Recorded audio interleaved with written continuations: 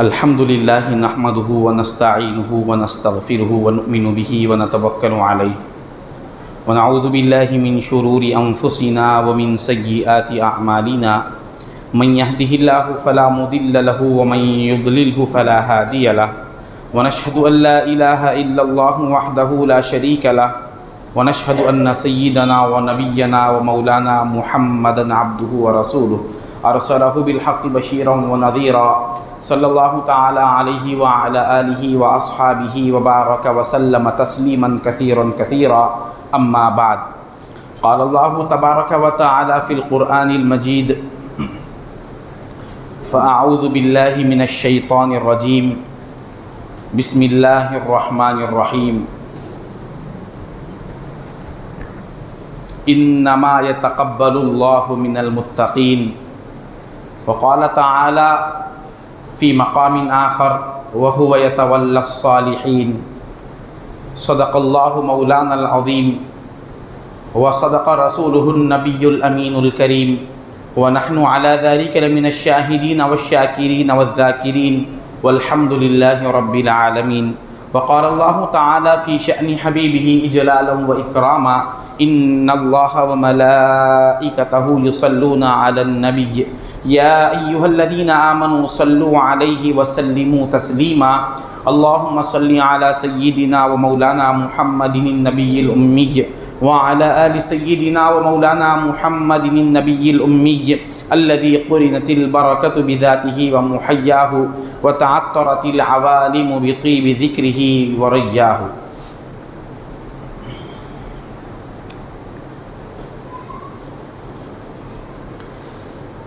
अस्सलामु अलैकुम व रहमतुल्लाहि व बरकातुहू। बुज़ुर्गान मिल्लत, अज़ीज़ान मुहतरम, अल्लाह जल्ल शअनुहु व अम्म नवालुहु का बेइंतहा शुक्र है कि उसने हमें सरकार दो जहाँ सल्लल्लाहु अलैहि व आलिहि व सहबिहि वसल्लम के उम्मत बाबरका में पैदा फरमाया और हमें इस पैदाइश पर बेइंतहा फ़ख्र अज़ीम इनायत फरमाया। साथ ही साथ अल्लाह तबारक व तआला ने हमें अपने वलियों से निस्बत और मोहब्बत वाला अक़ीदा अता फ़रमाया। मोहतरम बुज़ुर्ग और दोस्तों,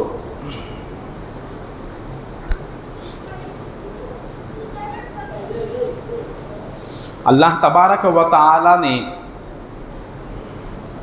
इंसान के सामने दो रास्तों को पेश फरमाया। एक रास्ता हक़ का रास्ता है और एक बातिल का रास्ता है। बातिल का रास्ता बज़ाहिर बहुत आसान और सहूलतों वाला, आराम वाला नज़र आता है, लेकिन उसकी इंतहा पर उसको कुछ हासिल नहीं होता। और हक़ का जो रास्ता है वो रास्ता बज़ाहिर मुश्किल और तकलीफ़ों वाला नज़र आता है, लेकिन उसकी इंतहा पर पहुँचने के बाद इंसान को अल्लाह तबारक व तआला की ख़ास नेमतें और नुसरतें हासिल होती है। जिन हज़रात ने बातिल का रास्ता इख्तियार किया और अल्लाह तबारक व तआला की नाफरमानियों को अपनी ज़िंदगी में शामिल कर लिया, उन्होंने हमेशा नाकामी की ही सूरत देखी है। और जिन्होंने हक़ का रास्ता इख्तियार किया, भले ही उस रास्ते के इख्तियार करने में कैसे से कैसे तकलीफ़ वाले मराहिल को तय करने पड़े, मगर अल्लाह तबारक व तआला ने उन बंदों को अपनी नुसरत ख़ास से मालामाल किया है। हम जितने औलिया अल्लाह के तज़किरे करते हैं और जितने औलिया अल्लाह की ज़िंदगी के हालात देखते हैं, उनकी ज़िंदगियों में हमें बहुत सी करामतें नज़र आती है। औलिया अल्लाह की करामतें हमारे सामने मशहूर है। जैसे ख्वाजा मोइनुद्दीन चिश्ती अजमेरी अलैहि रहमतु व रिज़वान की ज़िंदगी को उठाकर देखें, हम वाकिफ़ है आपसे कि आपकी अनगिनत करामतें हैं। इन करामतों से हमें सबक हासिल क्या होता है? बज़ाहिर अल्लाह तबारक व तआला उनकी चहीती चीज़ को उनके मंशा के मुताबिक ज़ाहिर कर देता है। वो जो चाहते हैं अल्लाह तबारक व तआला उसको ज़ाहिर फरमाता है। अगरचे कि आम इंसान की अक्ल उसको कबूल नहीं कर सकती और उससे आजिज़ है, मगर ऐसे ऐसे वाक़ियात भी अल्लाह तबारक व तआला अपने बरगुज़ीदा बंदों के हाथों से करके दिखाता है। ये देखकर हम वाक़ियात के अंदाज से मुलाहज़ा करते हैं और छोड़ देते हैं। ज़रा ये तो गौर करें कि ये करामतों वाला मकाम उनको मिलने से पहले वो भी एक आम इंसान ही तो थे। एक आम इंसान की तरह उनकी भी विलादत हुई, उनकी भी पैदाइश हुई, उनके भी माँ बाप थे, उनके भी बीवियाँ बच्चे हैं, उनकी भी आम ज़िंदगी है। मगर उनकी ज़िंदगी इस तरह की ख़ास ज़िंदगी कैसे हो गई? उनको देखकर हम ताज्जुब में क्यों पड़ जाते हैं? उनकी करामतों को देखकर हैरत क्यों होती है दुनिया को? ये करामत वाली ज़िंदगी अल्लाह तबारक व तआला ने उनको कैसे दी है? किस मकाम पर आने के बाद उनको ये मर्तबा मिला है? ये कोई सोचने के लिए आगे नहीं बढ़ते, सिर्फ करामत सुनते हैं और चले जाते। जैसे कि देखिए, हमारे पास कोई बड़ा मालदार आदमी हो या किसी भी दुनियावी एतबार से कोई चीज़ हासिल किया हुआ हो, तो हम फ़ौरन उसके ज़िंदगी में टटोलते हैं कि ये अपनी किस मेहनत के ज़रिए से इस मकाम पर आया है। मेहनत कौन सी है जिसके ज़रिए से इस मकाम पर वो फाइज हुआ है? अब वो देखकर हम, अगर हमसे हो सके तो हम कोशिश करते हैं और उस मकाम तक पहुंचते हैं। हम भी वैसा रुतबा हासिल करने की कोशिश करते हैं, हम भी वो डिग्री हासिल करने की कोशिश करते हैं, हम भी वो ओहदा या मनसब हासिल करने की कोशिश करने में लग जाते हैं।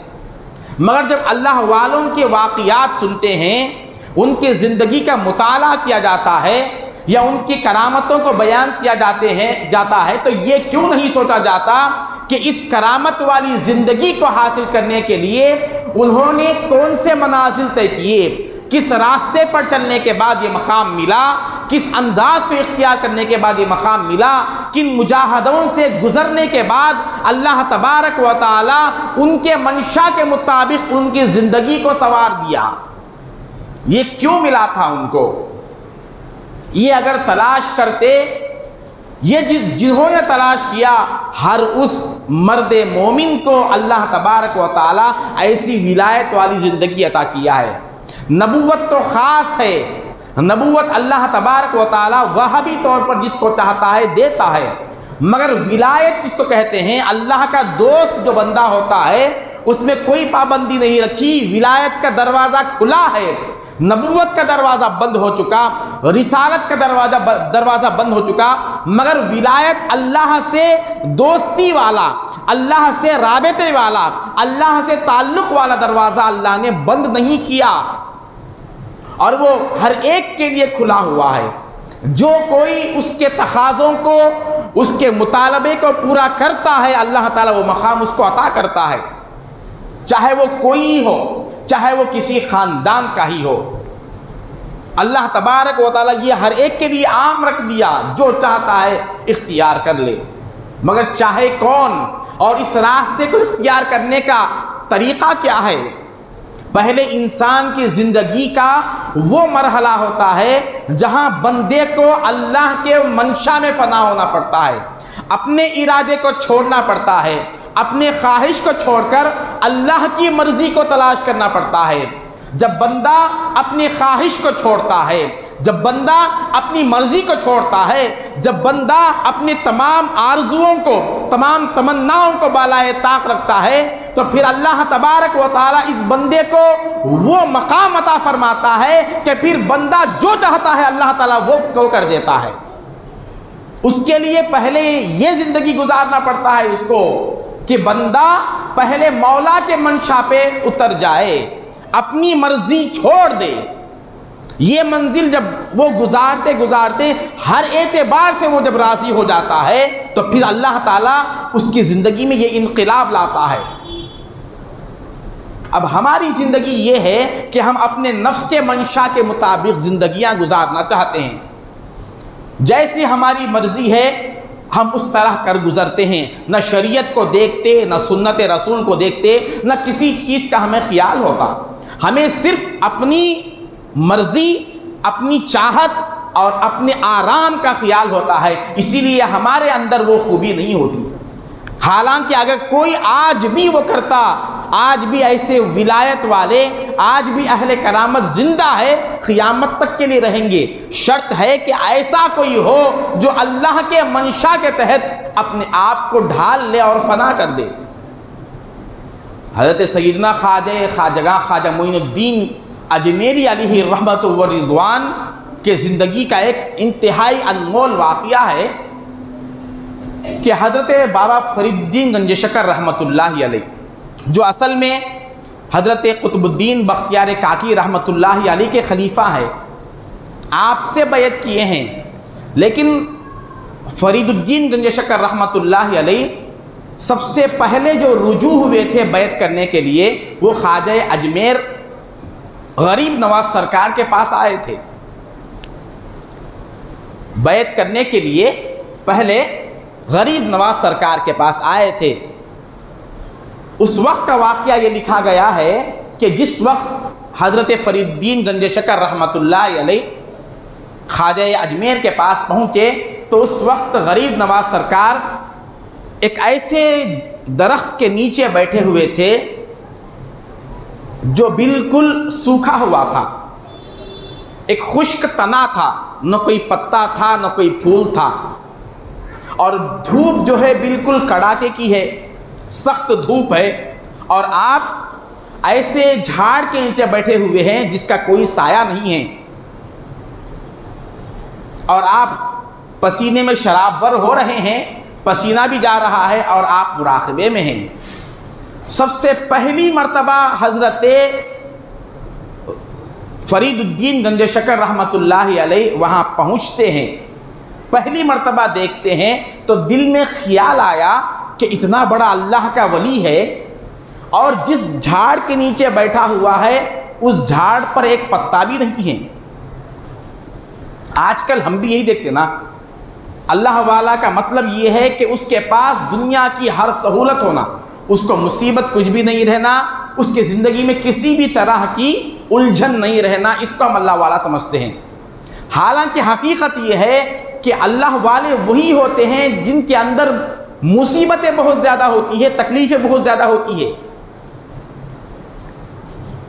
तकलीफ़ का होना नहीं होना ये अल्लाह वाला होना नहीं होने का मसला ही नहीं है, ये बहस ही नहीं है। मुसीबत आने के बाद परेशान कौन हुआ ये सवाल है। आम आदमी पर भी मुसीबत आती है, अंबिया पर भी मुसीबत आती है, औलिया पर भी मुसीबत आती है, लेकिन जो अल्लाह के मंशा से उसके मर्जी से राज़ी रहते हैं वो अल्लाह की मुसीबत से परेशान नहीं होते। ला खौफुन अलैहिम वला हुम यहज़नून, उनको खौफ होता है ना उनको गम होता है। मुसीबत सबको आती है, परेशान अल्लाह वाला नहीं होता, यही फ़र्क है बस। ये हालात देख के भाई ये तो अल्लाह करामत अगर इनकी होती तो ऐसा कर देना था, वैसा कर देना था। अब जितने आजकल के लोग जो अल्लाह वालों से बैत करने के लिए जाते, क्यों जाते? दुकान अच्छी रहना, घर में बरकत आना, बच्चों की शादियां होना। अपने नफ्स को पाक करने के वास्ते कौन अल्लाह वालों के पास जा रहा है आज? और बयानात भी वो ज़्यादा सुनते हम जिसमें वजीफ़े होना, मालदार बनने के वजीफ़े, बरकत आने के वजीफ़े, इस तरह के कुछ ऑफर्स अगर हो तो हम कर लेंगे। मगर अल्लाह वाले जो होते हैं उनकी सोहबत से ये मिलता है कि वो उनसे वाबस्ता होने वाले को खुद ऐसा बाबरकत बना देते हैं कि वो जहाँ जाता है अल्लाह ताला की बरकतें खुल जाती है। मुसलमान को अलग से वजीफ़े की ज़रूरत नहीं है, मुसलमान को अलग से तावीज़ की ज़रूरत नहीं है, मुसलमान खुद अपनी ज़ात में एक तावीज़ है। वो जहाँ जाता है वहाँ से बरकतें खुद ब खुद आ जाती है, वो जहाँ जाता है वहाँ से नहूसतें ख़त्म हो जाती है। अगर कोई मुसीबत है, या तो समझिए कि यह अल्लाह तबारक व तआला की आजमाइश है, थोड़ी देर के लिए बंदा टिक जाता, सब्र कर लेता, तो उससे बेहतर ज़िंदगी उसको मिलती है। दुनिया की मुसीबत कोई मुसीबत है, अगर कोई दुनिया की हकीकत समझा तो चाहे कितनी भी मुसीबत और परेशानी हो, उसको बंदा बिल्कुल दिल पर नहीं लेता। कितने दिन रहना है यहाँ पर और क्या कर लेना है, कोई चीज़ छूट गई तो अफसोस करने की ज़रूरत क्या है, क्योंकि वो चीज़ अगर मिल जाती तब भी ज़्यादा दिन नहीं रहने वाली नहीं है वो, या तो उसको हम छोड़ देंगे या वो चीज़ हमको छोड़ देगी। खैर, बात ये अर्ज़ कर रहा था, हज़रत फरीदुद्दीन नशकर रहमतुल्लाह अलैह सबसे पहले पहुँचते हैं ख्वाजा अजमेर के पास। पहली नज़र पड़ती है तो कैफियत ये है कि हज़रत गरीब नवाज सरकार एक ऐसे दरख्त के नीचे बैठे हुए हैं जिसका साया ही नहीं, एक पत्ता भी नहीं है। तो दिल में ख्याल आया, अभी दाखिल नहीं हुए बैत में, अभी ये जो अल्लाह की तरफ पहुँचने का रास्ता है उस रास्ते पर नहीं आए, उस वक्त की बात है। दिल में ख्याल आया कि इतना बड़ा अल्लाह का वली है और जिस दरख्त के नीचे बैठा हुआ है वो बेसाया है, इनकी करामत से तो वो सरसब्ज़ व शादाब हो जाना था, वो झाड़ हरा भरा हो जाना था। ये दिल में ख्याल आया। ये दिल में ख्याल आते ही खुद ब खुद वो जो ऐसा तना जिस पर एक भी पत्ता नहीं था, फूल नहीं था, फल नहीं था, इनके ख्याल आते ही दिल में फौरन उस दरख्त से पत्ते जाहिर होना शुरू हो गए, फिर फूल जाहिर हो गए, फिर फल भी लग गए। इधर ख्याल दिल में आया कि अल्लाह वाला बैठा हुआ है, उसकी बरकत से तो झाड़ हरा भरा होना था, तो फौरन झाड़ हरा भरा होने लग गया। तो दिल में खुशी हुई, वाकई अब ये अल्लाह वाले होंगे। फिर दूसरे ही सेकंड में उसके पूरे पत्ते झड़ गए और फिर वो दरख्त पहले की तरह हो गया जैसे वो खुश्क तना था। फिर दिल में ख्याल आया कि फिर ये दरख्त तो क्या हो गया, तो फिर उस दरख्त को पत्ते लग गए, फिर फूल पड़ गए, फिर जो है उसको फल आ गए। ये मंजर हुआ तो हज़रत गरीब नवाज सरकार की आँख खुलती है, मुराक़बे से बाहर आते हैं तो फ़ौरन वो पत्ते भी खुद ब खुद झड़ जाते हैं, फिर वो खुश्क तने की तरह हो जाता है। और आप फरमाते हैं, ऐ फरीदुद्दीन, तुम यहाँ इसलिए आए हो कि तुम मुझे और मेरे परवरदिगार से लड़ाना चाहते हो? मेरा रब चाहता है, उसकी मर्जी है कि ये दरख्त इसी तरह खुश्क रहे, सूखा रहे, बग़ैर पत्तों के, बग़ैर फूलों का रहे, और तुम चाहते हो कि इसके पत्ते होते तो अच्छा होता। मैं किसकी मंशा को पूरा करूं? मेरा रब चाहता है कि ये दरख्त ऐसा ही रहे और तुम चाहते हो कि ये दरख्त ऐसा ना रहे, किसके मंशा को पूरा करूं? अल्लाह वाला वो नहीं होता जो अपनी चाहत को सामने रखे, अल्लाह वाला वो होता है जो मौला की चाहत के सामने अपनी चाहत को कुर्बान कर दे। मैं चाहता तो अल्लाह ताला मेरी करामत की वजह से इसको हरा भरा कर देता था, मगर मेरी नज़र मेरे रब के मर्जी पर है, उसके मंशा पर है। मैं ये देख रहा हूं कि वो क्या चाहता है। वो चाहता है कि ये दरख्त ऐसा ही सूखा रहे और मेरा बंदा, अल्लाह ये चाहता है कि मेरा बंदा मुईनुद्दीन ऐसे ही गर्मी में बैठकर मुझे थोड़ी देर के लिए याद करे, इसीलिए मैं यहाँ बैठ गया हूँ।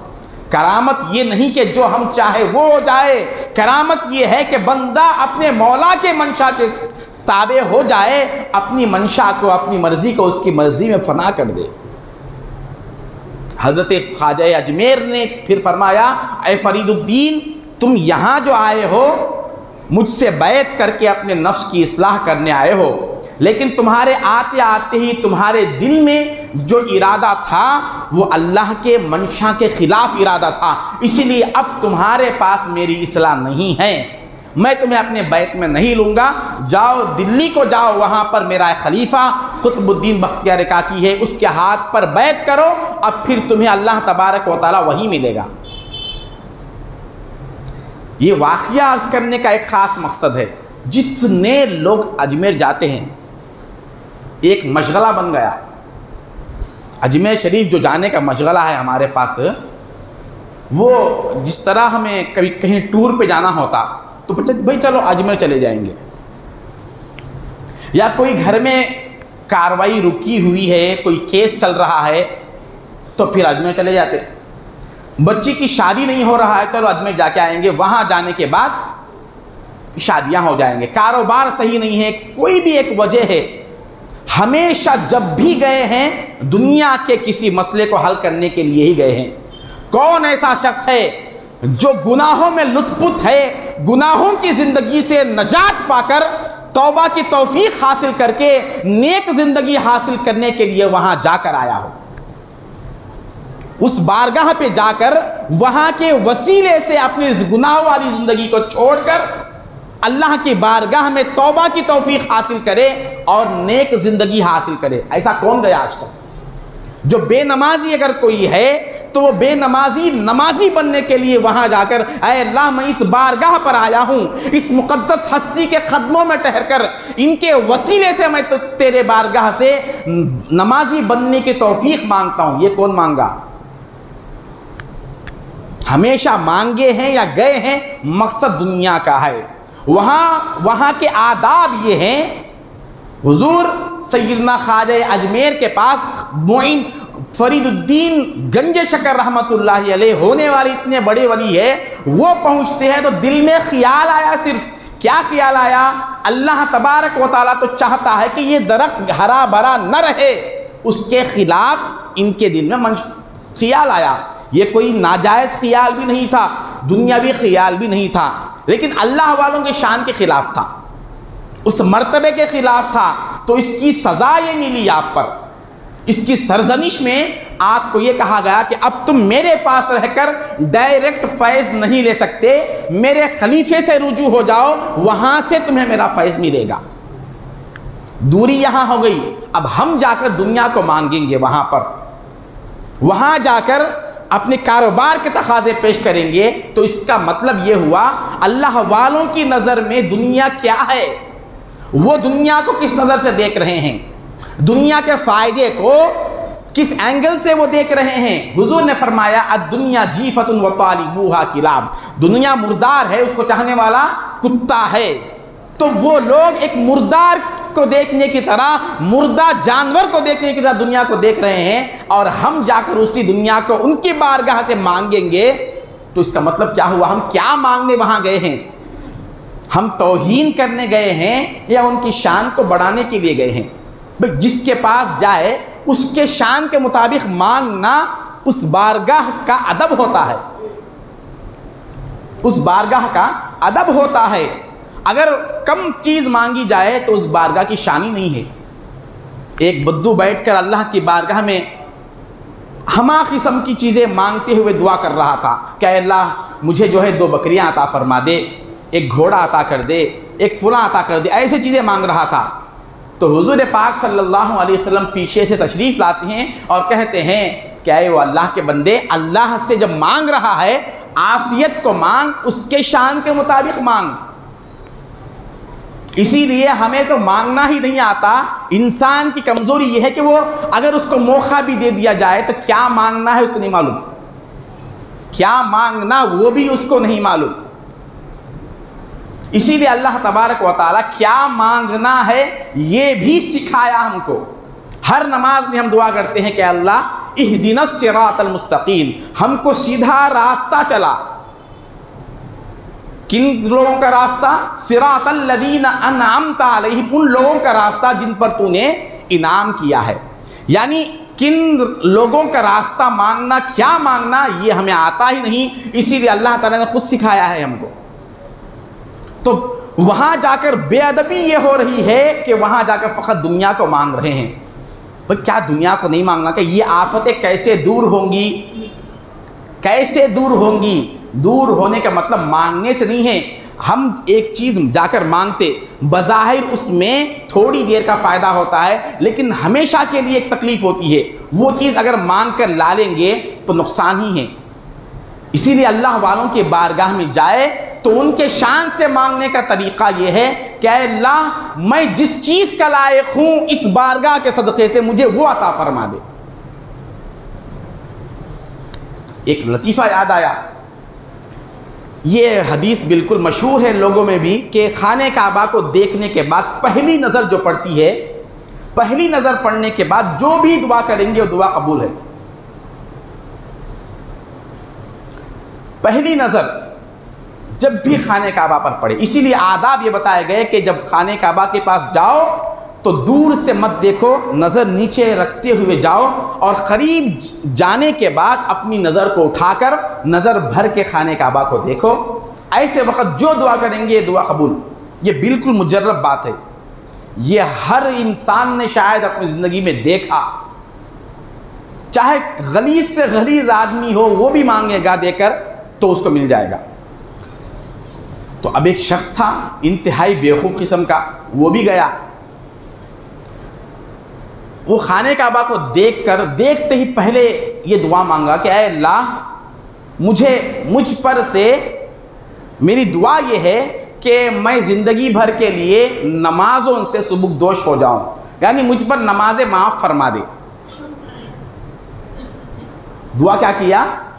मुझ पर से नमाज माफ़ कर दे, यानी मैं कल से नमाज पढ़ने का लायक न रहूं, यानी नमाज़ें मेरे ऊपर उठा ले, अगर मैं नमाज न पढ़ूं तब भी मेरे ऊपर कोई गुनाह नहीं होना, मुझे ऐसा बना दे। दुआ ये मांगा। मांगना तो ये था कि मुझे नमाजी बना दे, या फिर नमाज के जो आला दर्जात है जो अल्लाह वालों की नमाज होती है वो अता फरमा, ये मांगना था। उसने मांगा क्या? मुझे नमाज पढ़ने से हटा दे, नमाजों को मेरे ऊपर से हटा दे।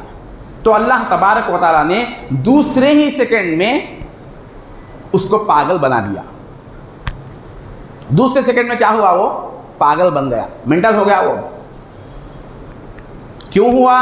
नमाज जिन लोगों पर माफ़ है वो दो ही लोग हैं, या तो इंसान कोमा में चले जाए, बेहोश हो जाए, या फिर पागल हो जाए। ये दो पर नमाज माफ़ है, उसके अलावा किसी पर नमाज माफ़ नहीं। इसीलिए अल्लाह तबारक व तआला उसकी अकल को छीन लिए और वो पागल हो गया। तो इंसान को अगर इख्तियार दिया जाए तो ये हाल है। तो हम अल्लाह वालों की बारगाह पर जाते हैं, मगर क्यों जाते हैं? दुनिया के मुतालबे को लेकर जाते हैं। वहाँ पर ये काम होता, वो काम होता, सब होता, लेकिन उनके शायान शान हमने कभी इख्तियार नहीं किया। वहाँ जाते तो दीन भी बन सकता था, और जिसको दीन की तौफीक मिल जाती उसको अल्लाह ताला सब कुछ दे देता। अभी दुनिया मुक़द्दर ही की है, वो तो मिलने वाली ही है। जो मिलने वाली चीज़ है उसको भी खुद मांग रहे हैं, तो ये बेवकूफ़ी नहीं है तो क्या है?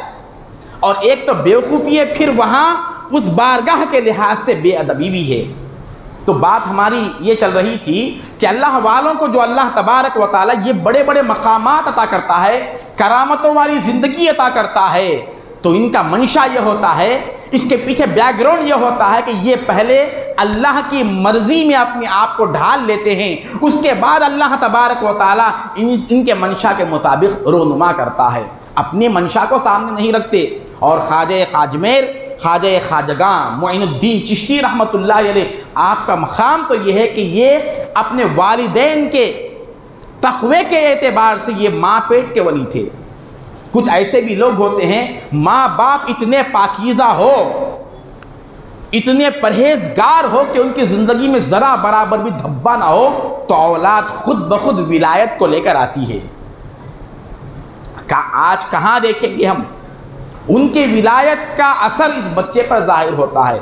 चुनांचे हज़रत मोइनुद्दीन चिश्ती रहमतुल्लाह अलैह अभी आप सुलूक के मनाजिल तय नहीं किए थे, अपने शेख से वाबस्ता नहीं होते, उस वक्त का वाक़या है, अभी नाबालिग थे, उस वक्त का एक वाक़या है कि आपकी बस्ती में किसी मकाम पर मस्जिद की तामीर हो रही थी।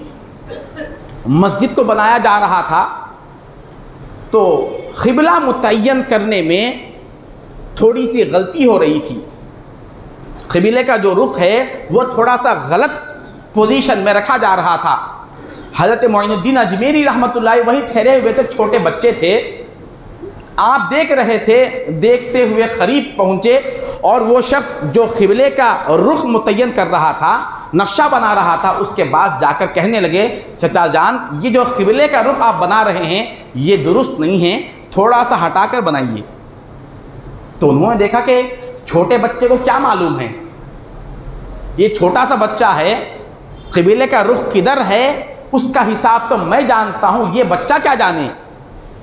ये समझा तो फिर वैसे ही वो क़िबले का रुख बना रहा था। तो हज़रत ने फिर फरमाया कि ये रुख आप जो बता रहे हैं ये खाने काबा से बिल्कुल रास नहीं है, ये हटा हुआ है, थोड़ा सा हटाकर बनाइए। तो उन्होंने कहा कि बच्चे तुम किस बलबोते पे कह सकते हो, तुम्हें कैसा मालूम कि ये रुख सही नहीं है, ये नक्शा गलत है, तुम्हें कैसा मालूम है? मैं तो हिसाब जानता हूँ, मैं तो इंजीनियर हूँ, मुझे तो हिसाब मालूम है। तुम्हें किसने बताया कि खाने काबा इस रुख पर नहीं है, थोड़ा सा हटा हुआ है? तो हज़रत ने मुस्कुराकर फरमाया क्योंकि मैं देख रहा हूँ, क्योंकि मैं देख रहा हूँ। उसको ताज्जुब हुआ तो आपने उसके गर्दन को अपने बगल में रखा और कहा देखो मुझे खाने काबा यहाँ से नज़र आ रहा है, तुम्हारा रुख अलग है, खाने काबा दूसरी तरफ है। बचपन में आलम यह है कि अपने बस्ती में खुरासान में रहकर खाने काबा को देख रहे हैं, अभी बचपन का मौका है, ना अपने पीर के पास रुजू हुए, ना अभी सुलूक तय हुआ। ये मकाम कहाँ से मिला? ये माँ बाप के तक़वे का असर था, माँ बाप की नेकी का असर था, माँ बाप के परहेजगारी का नतीजा था कि बचपन से करामतों का ज़ुहूर हो रहा है। आज हमारे अंदर जो खराबियाँ है, बदमाशियाँ है, उसकी वजह से हमारे बच्चों में वक्त से पहले शरारतों का ज़ुहूर हो रहा है। जिस वक्त बच्चा बड़ी बड़ी शरारतों की जो उम्र रहती उससे पहले ही बड़ी बड़ी शरारतें बचपन में ज़ाहिर हो रही है। जिस तरह पहले के लोगों में वक्त से पहले करामतें ज़ाहिर होती थी, आज वक्त से पहले शरारतें ज़ाहिर हो रही है। 14-15 साल का नहीं है बच्चा, अभी से लड़कियों पर डोरियां डालना शुरू कर दिया। कहाँ से सीखा वो? कभी गौर किया? बाप को सोचना चाहिए कि मेरी फितरत कहीं इस पर न गई हो। हुजूर ने फरमाया अल वलदु सिर्रुल लि अबीही, बेटा अपने बाप का भेद होता है, अपने बाप का राज होता है, इसके अंदर से उसके बाप के राज जाहिर होते हैं। उसके अंदर जो फितरत है, जो अखलाक है, वो इससे जाहिर कर दिया जाता है। हमारे अखलाक अगर दुरुस्त होते तो औलाद पर वो असर नहीं होता। आप बताइए, इसके बावजूद बचपन में खाने काबा देख रहे हैं, अपने बस्ती में रहकर हजारों मील दूर है और खाने काबा यहाँ से देखकर हिसाब बता रहे हैं, हिसाबदान भी परेशान है। उसके बावजूद वो इल्म दीन हासिल करने के लिए मुजाहदे करते हैं, एक पीर के पास जाते हैं और इल्म सीखते हैं। हम पल पल की गफलतों और गुनाहों में रहने के बावजूद कभी हमने समझा ही नहीं, सोचा ही नहीं कि हमारे लिए भी अपने बातिन के इस्लाह की ज़रूरत है। कभी तलाश किए, हमारा एक फैमिली डॉक्टर है, सौदे लेने का एक दुकान मुतय्यन है, गोश्त लेने का एक दुकान मुतय्यन है, उससे हटकर दूसरी जगह ना गोश्त लेते ना सौदा लेते। दूसरा डॉक्टर भी हमें पसंद भी नहीं आता। घर की ज़रूरतों के लिए एक चीज़ हमने मुतय्यन कर ली, जिस्म की ज़रूरत के लिए मुतय्यन कर लिया, अपने क़ल्ब की इस्लाह के लिए, नफ्स की इस्लाह के लिए क्या हमने किसी को इख्तियार किया? क्या ये पाक है? हमारा पाक है तो साबित कीजिए। हमारे अंदर ख्यालात क्या है? आजकल के क्या नमाजी गीबत और चुगली में मुलव्विज़ नहीं है? कितनी पाकीज़ा ज़िंदगी है। नेक बनने के लिए नेक सोहबत होनी पड़ती है। जो लोग पहले से नेक थे वो उसके बावजूद नेक लोगों की सोहबत को इख्तियार किए और अपनी ज़िंदगी को खपा दिए। हमारा सिर्फ प्लान ये है कि ज़िंदगी में अच्छा कमा ले, अच्छा खा ले, बस ये है। ना तो फैसला कर दो कि मरना ही नहीं है हमको। थोड़ी देर के लिए क्या जुमे के लिए आते हैं, क्या उसमें थोड़ी देर के लिए हम जो है नमाज़ों को तो पूरा पोस्टमार्टम है हमारे पास। या तो नमाज़ें नहीं पढ़ते या पढ़ने वाले भी जो है इधर के उधर के ही है। नफ्स पे कितना हमारा खर्च हो रहा है, अय्याशी के लिए कितना खर्च कर रहे हैं हम। देखिए हालात हमारे, देखिए अपने नफ्स पर गिरेबान में झांक कर देखिए। आखिरत बरहक है, खबर बरहक है, उसके लिए हमने क्या किया, उसके लिए क्या इख्तियार किया।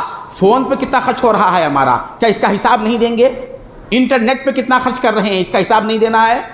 बच्चों के स्कूल्स के लिए, दुनिया के पढ़ाने के लिए, उसके ट्यूशन्स के लिए इतना जो खर्च कर रहे हैं, फिर दीन के लिए क्या खर्च किए? अब देखिए, अब मस्जिद का मसला शुरू होता। अब ये जो चंदा आपका वसूल होता, किसको दे रहे? किसी भिखारी को दे रहे हम। 10 साल पहले जो 10 रुपए की फट्टी नोट डालते थे, आज भी वही फट्टी नोट है। वो हमारे इम्तियाज साहब ज़रा इसके तशवीक़ दिलाने के बारे में बोले, लेकिन उसके साथ एक और बात बोले, ज़रा आहिस्ता बोलो। आहिस्ता क्यों? दुनिया का मसला है तो ज़रा ज़ोर से बोलना, आहिस्ता है तो वहाँ तो पोस्टर लगा कर हम चर्चे करते, उसमें तो एडवर्टाइजमेंट भी है, नफ्स की ख्वाहिश के लिए इतनी आज़ाद चीज़ें हैं। हक़ का मसला है तो बहुत आहिस्ता बोलना है वो तो बोलने की आदत ही नहीं है। ये बता रहा हूँ, ये जो महंगाई बढ़ गई है, हमारी नफ्स पे कितना खर्च हम करते हैं। जब मसला आए तो इतने पूरे हफ्ते में एक दिन जिस मस्जिद को इंतज़ाम के लिए हम इख्तियार कर रहे हैं, उसके लिए 10 रुपये चिल्लर डालने वाले चिल्लर ही हो जाते। ये हमारा हाल है। अब बताइए, इंसाफ से बताइए कि हमें दीन के लिए कितना करना था, आखिरत के लिए कितना करना था, और दुनिया के लिए कितना करना था। जितना टिप हम जहाँ खाना खाते हैं बाहर, वो धेड़ का पकाया हुआ, धेड़ के हाथ से पकाया हुआ खाना, उसको बराबर टिप देते। वो ज़रा हंसते हुए हमें खाना डालता है, हमारा ही मंगाया हुआ खाना ज़रा हंसते हुए डाला तो उसको टिप 40 रुपये 50 100 रुपये देने वाले हैं, हालांकि उसकी तनख्वाह पहले से मुतय्यन है। फिर टिप क्यों दे रहे आप? क्योंकि अपनी शान बढ़ाना है, उसके दिल में अपना एक मकाम बढ़ाना है कि मैं इतने पैसे वाला हूँ। जब अल्लाह के रसूल का मसला आए, मस्जिद का मसला आए, मदरसों का मसला आए, तो अब यहाँ पर टिप के बराबरी पैसे नहीं है हमारे पास। ये मुसलमान की ज़िंदगी है आज।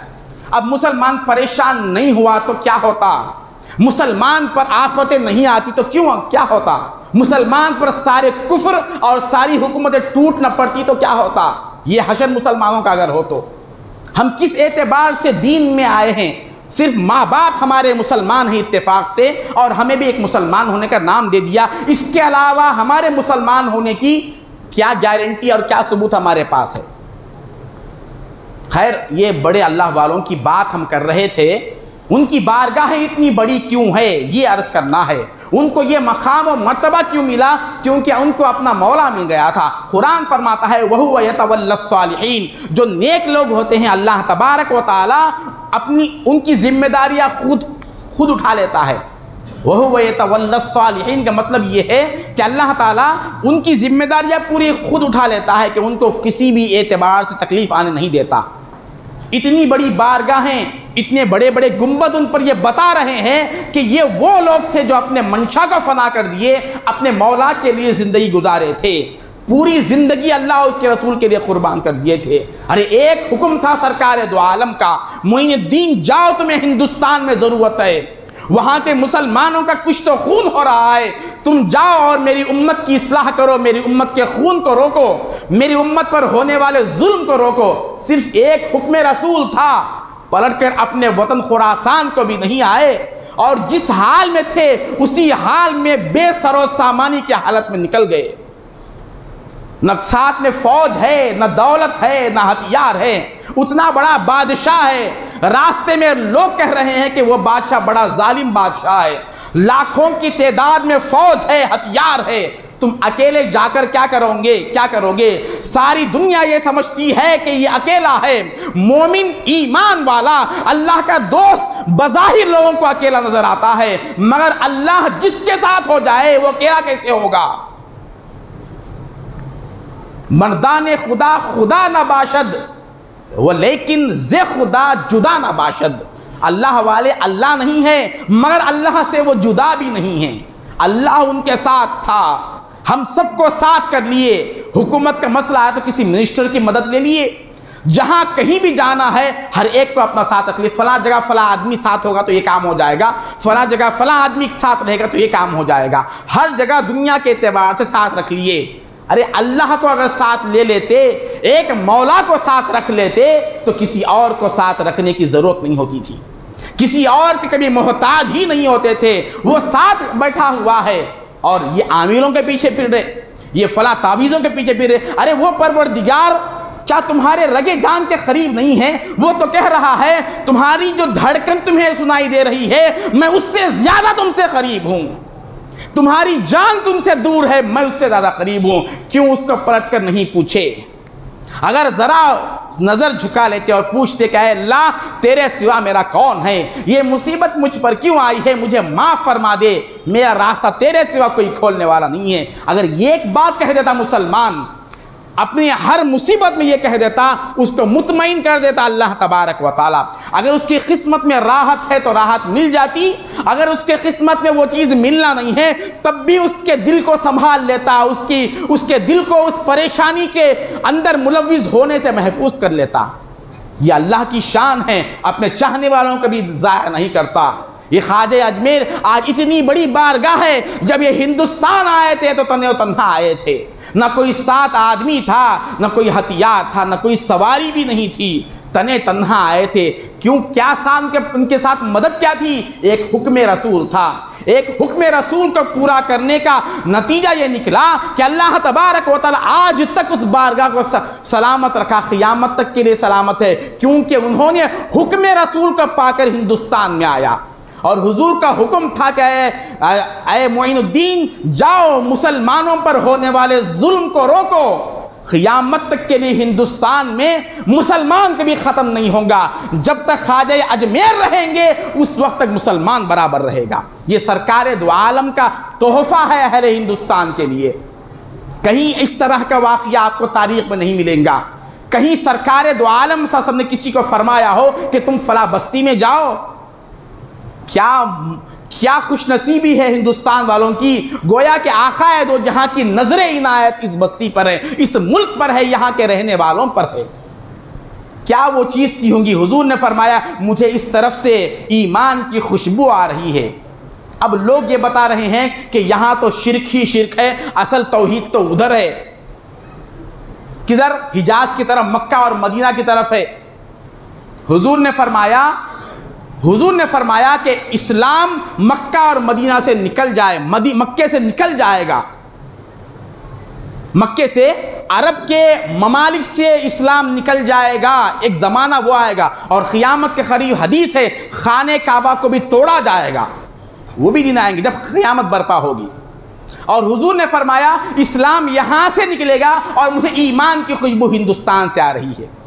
ये बता रहे हैं कि औलिया के साथ निस्बत रखना, उनसे अक़ीदत रखना, उनसे मोहब्बत रखना, उन पर मर जाना, उन पर मिट जाना और उनके नाम लेवा बन जाना, ये सरकार दो आलम सल्लल्लाहु अलैहि वसल्लम की बशारतों का नतीजा है। इसीलिए हुजूर ने भेजा इस्लाह हासिल करने के लिए। लेकिन आखिरी बात, उसके बावजूद मुसलमान किसी न किसी इलाके में पिट रहे हैं, जलील हो रहे हैं। वजह यह है कि बाप तो नवाब था, बाप तो मालदार था, इज्जतदार था, लेकिन बेटा चोरों की सोहबत इख्तियार कर लिया। अब लोग जो भी देख रहे हैं इसको चोर की नज़र से देख रहे हैं, क्योंकि सोहबत बुरों की इख्तियार कर लिया है। क्या होगा अगर कोई इज्जतदार बाप का बेटा शराबियों के साथ हो, जुआड़ियों के साथ हो, बदकिरदार लोगों के साथ हो, उसको भी उसके बाप आने तक एक ना एक रात उसको जेल में गुजारना पड़ेगा कि नहीं पड़ेगा? भाई मेरा बाप तो बड़ा है, बाप बड़ा है तो बाप जैसा क्यों नहीं बना? गरीब नवाज का गुलाम है तो गुलाम गरीब नवाज क्यों नहीं बना? वो जो अंदाज आपका है अल्लाह के रसूल के मंशा पर, एक मंशा पर सब कुछ कुर्बान कर दे के बेवतन होकर हिंदुस्तान का अपना वतन बना लेना, ये हमने कब सीखा? कब सीखेंगे हुक्म? कब सुनेंगे? बार बार सुनते हैं, वहाँ जाते आते हैं, वहाँ का रंग तो कुछ हमने इख्तियार नहीं किया।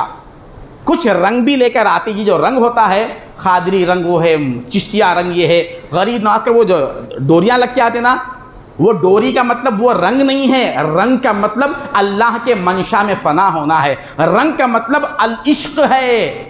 वो इश्क जो उनके अंदर था, वो जुनून जो उनके अंदर इश्क का था, जिसको लेकर वो मदीने से निकले थे और सरकार दो आलम ससम की नजर इनायत को साथ लेकर हिंदुस्तान में आ गए थे, वो है। वो बताना चाहते हैं कि जिस हुक्म रसूल को लेकर मैं रंगा गया हूँ, उस रंग को तुम भी इख्तियार करो।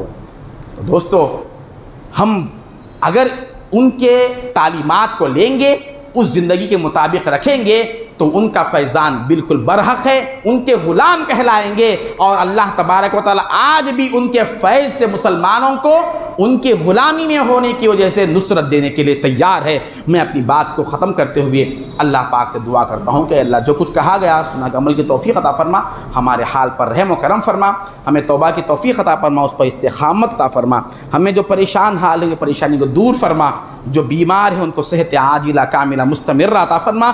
तो ये वास्ता है तेरे हबीब पाक सल्लल्लाहु अलैहि वसल्लम का। व आखिरु दावाना अल्हम्दुलिल्लाहि रब्बिल आलमीन। अस्सलामु अलैकुम व रहमतुल्लाहि व बरकातुहू।